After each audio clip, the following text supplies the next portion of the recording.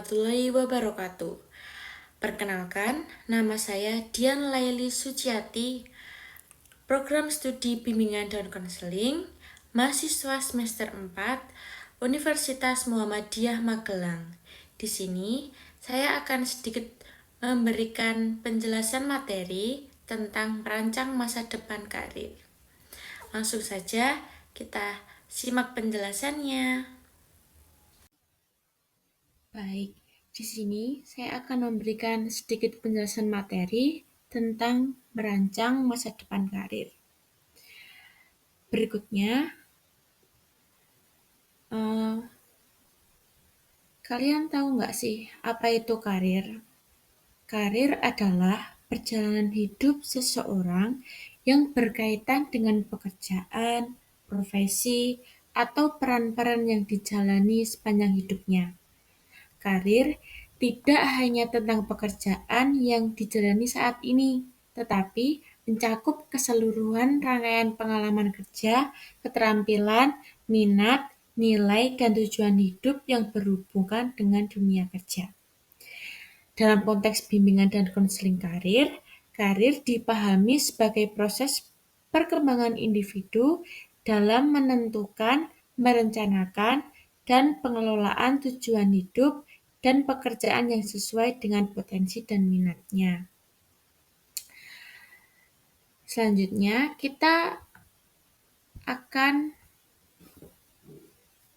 masuk ke kenapa sih merencanakan karir itu penting. Karena yang pertama, untuk menghindari salah jurusan atau salah pekerjaan. Karena saat ini banyak siswa atau mahasiswa itu merasa salah ambil jurusan karena dia itu kurang mengenali diri sendiri. Yang kedua, mempunyai arah dan tujuan yang jelas. Orang yang mempunyai tujuan itu lebih mudah fokus dan termotivasi. Yang ketiga, menyesuaikan dengan potensi diri. Terus yang keempat, lebih siap menghadapi persaingan global. Selanjutnya, kita akan masuk ke dasar merancang karir. Yang pertama itu kita tuh harus tahu, mengenal potensi diri kita sendiri.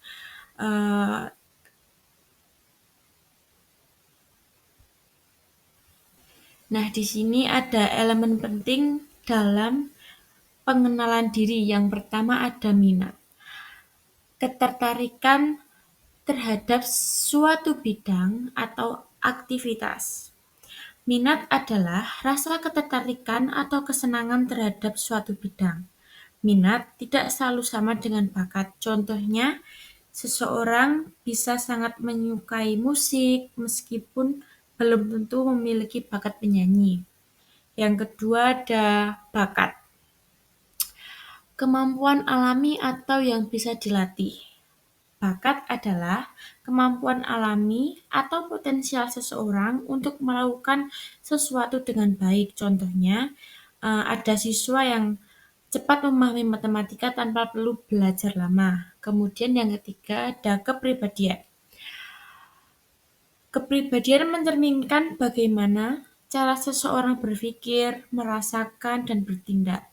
Ini sangat berpengaruh dalam menentukan karir. Contoh tipe kepribadian itu ada introvert. Introvert itu cocok dengan pekerjaan yang tenang seperti menjadi peneliti atau akuntan. Terus untuk kepribadian ekstrovert itu lebih cocok sebagai MC, marketer, atau konselor.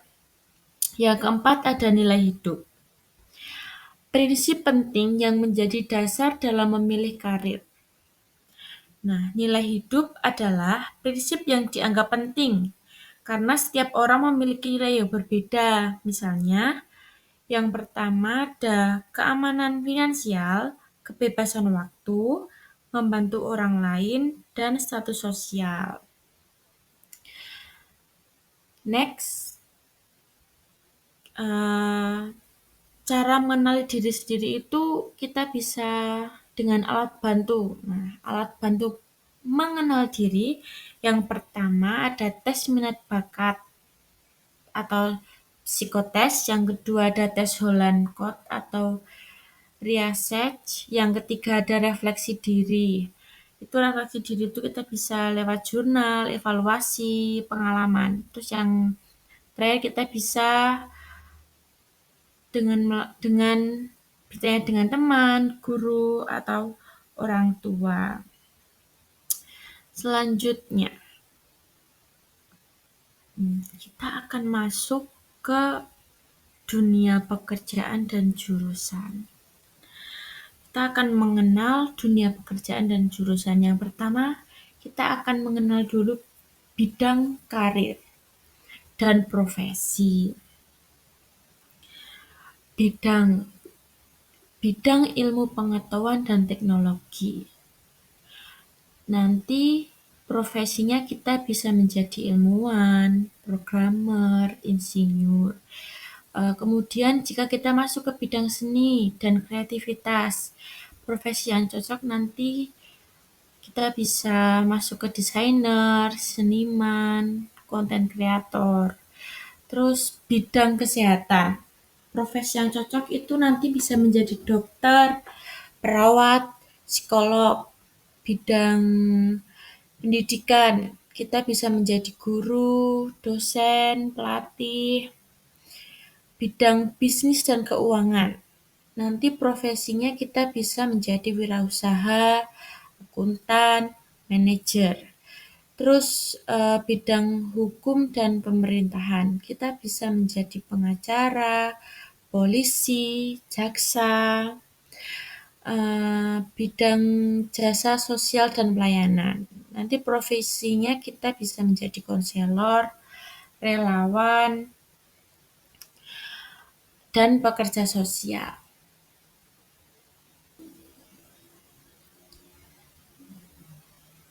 Kita masih masuk ke dunia pekerjaan dan jurusan. Sekarang kita akan mengenal jenis-jenis pendidikan setelah lulus sekolah. Yang pertama itu jenis pendidikan akademik. Kita bisa contohnya itu seperti universitas, institut, sekolah tinggi. Contohnya ada S1, S2, S3. Contohnya dari akademik ada kedokteran, hukum, psikolog. Yang kedua ada vokasi. Vokasi itu seperti D3, D4, politeknik. Di vokasi itu lebih terfokus ke praktik kerjanya. Yang ketiga ada kejuruan. Kejuruan itu biasanya di SMK, PLK, dan kursus. Contohnya untuk kejuruan itu ada tata boga, teknisi, desain grafis, dan lain-lain masih banyak lagi. Yang keempat ada wirausaha. Wirausaha itu contohnya seperti pelatihan bisnis, magang usaha, dan startup, dan yang lain-lain. Selanjutnya, kita akan masuk ke tahap perencanaan karir. Yang pertama itu ada self-assessment. Self-assessment itu mengenal diri kita sendiri. Terus yang kedua, nah dalam self-assessment itu kan mengenal diri. Nanti kita contohnya itu kita tuh kayak bertanya siapa saya, apa kekuatan dan kelemahan saya itu kita harus tahu. Terus yang kedua ada eksplorasi karir. Eksplorasi karir itu mencari informasi. Contohnya apa saja pilihan yang tersedia. Yang ketiga ada pengambilan keputusan, memilih opsi terbaik. Jadi itu kayak kita tuh bertanya mana yang paling sesuai dengan diri kita sendiri.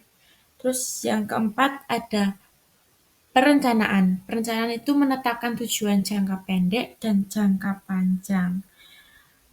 Itu seperti bagaimana saya bisa mencapainya. Terus yang kelima, tindakan nyata, melakukan langkah awal. Itu dengan melakukan bisa dengan melakukan kursus, organisasi, kerja paruh waktu dan lain-lain. Tindakan nyata itu bisa dipertanyakan dengan apa yang bisa saya lakukan sekarang. Baik, selanjutnya kita masuk ke tantangan dan strategi menghadapi dunia kerja. Kita akan masuk ke tantangan terlebih dahulu. Tantangan dalam menghadapi dunia kerja yang pertama yaitu perubahan teknologi dan lapangan kerja. Yang kedua, persaingan global. Yang ketiga, kurangnya informasi dan kesiapan. Yang keempat, tekanan dari lingkungan dan orang tua. Yang kelima, ketidaksesuaian antara minat dan peluang kerja. Kemudian sekarang kita masuk ke strategi menghadapi dunia kerja. Di sini saya menuliskannya strategi sukses karir. Yang pertama, kita bisa mengembangkan soft skill kita. Contohnya komunikasi, kerja tim, problem solvingnya kita harus kembangkan supaya kita bisa sukses dalam karir. Kemudian yang kedua, kita harus terus belajar dan mengikuti pelatihan. Terus yang ketiga, kita membangun jaringan atau networking. Yang keempat, kita bisa melakukan konsultasi dengan guru BK atau mentor supaya kita bisa diarahkan. Misalnya potensi kita di bidang ini. Nanti guru BK atau mentor akan memberikan rekomendasi kamu sebaiknya masuk atau mengambil karir ini karena sesuai dengan potensi kita. Baik, selanjutnya kita akan masuk ke peran lingkungan dalam perencanaan karir. Peran itu sangat penting juga dalam perencanaan karir kita. Yang pertama kita akan masuk ke peran orang tua. Peran orang tua itu bisa sebagai pendukung pilihan anak dan menjadi tempat diskusi dan pertimbangan. Yang kedua, peran guru BK. Peran guru BK itu memberikan informasi, bimbingan, dan konseling. Terus yang kedua, mengadakan tes minat bakat dan eksplorasi karir. Terus selanjutnya, peran teman. Teman bisa saling menginspirasi, bisa menjadi sumber motivasi atau tekanan. Kemudian, peran media dan teknologi. Peran media dan teknologi itu kita bisa mencari sumber informasi karir, bisa lewat webinar, YouTube, Google. Terus kemudian dalam peran media teknologi itu kita juga harus disaring ya agar tidak terpengaruh dari informasi yang menyesatkan karena sekarang banyak informasi-informasi yang tidak valid ya. Terus kita lanjut. Baik, penutup. Karir yang baik bukan hanya ditentukan oleh keberuntungan atau kepintaran, tetapi oleh perencanaan, kesadaran diri, dan usaha yang terus-menerus. Jangan takut mencoba dan mengeksplorasi. Setiap orang punya jalan dan waktunya masing-masing. Masa depan tidak ditunggu, tapi dirancang dan diperjuangkan. Sekian penjelasan materi yang singkat ini. Mohon maaf apabila ada kurang dan salah dalam penyampaian. Cukup sekian. Terima kasih. Wassalamualaikum warahmatullahi wabarakatuh.